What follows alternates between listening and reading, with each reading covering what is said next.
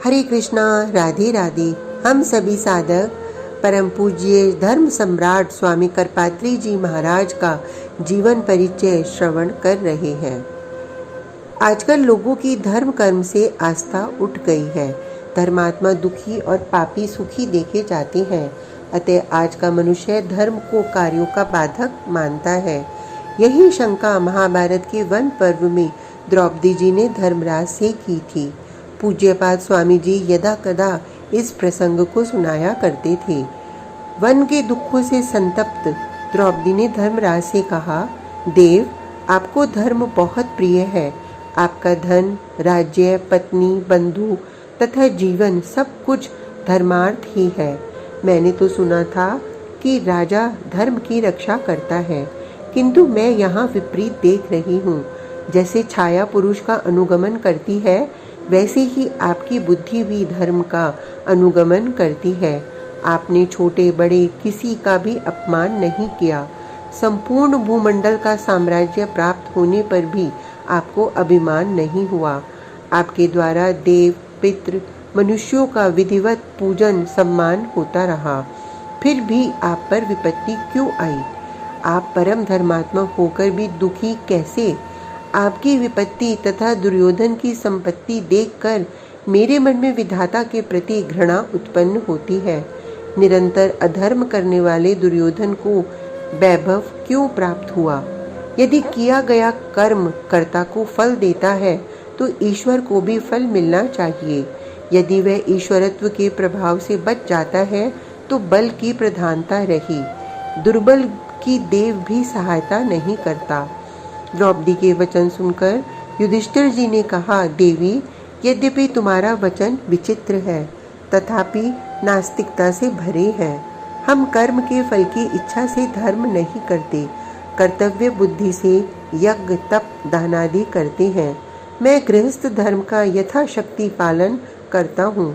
शास्त्रों तथा सत्पुरुषों की आज्ञा से मेरा मन स्वभाव से ही धर्म में लगता है।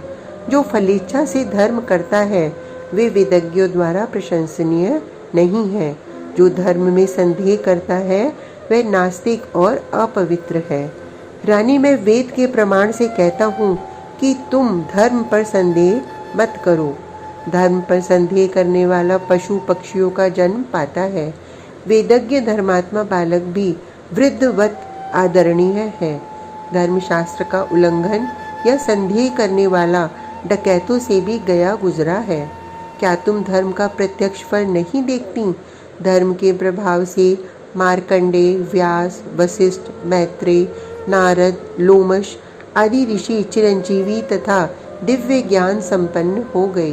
अतः तुम्हें विधाता और धर्म पर आक्षेप नहीं करना चाहिए। अधर्मी काम, लोभ आदि में आसक्त होकर नरकगामी होता है।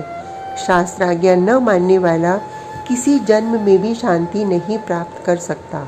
धर्म रूपी नौका जीव को संसार सागर से तारती है। यदि धर्म का अनुष्ठान निष्फल हो तो संसार डूब जाए।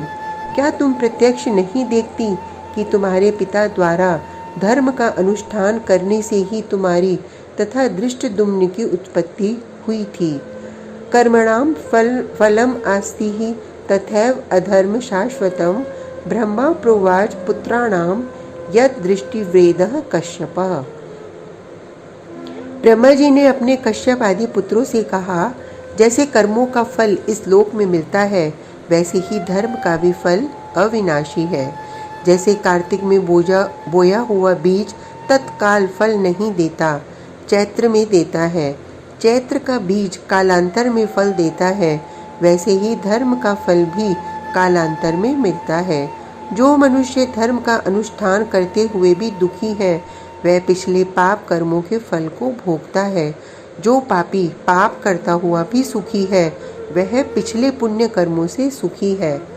उत्कट पुण्य और उत्कट पाप का फल शीघ्र मिलता है।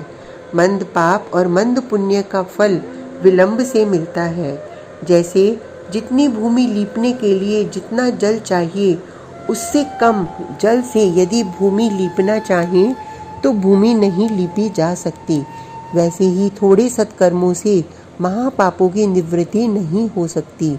जैसे प्रबल मल्ल को हराने के लिए प्रबल मल्ल की ही आवश्यकता है, वैसे ही प्रबल दुष्कर्मों को क्षीण करने के लिए प्रबल सत्कर्मों की अपेक्षा है।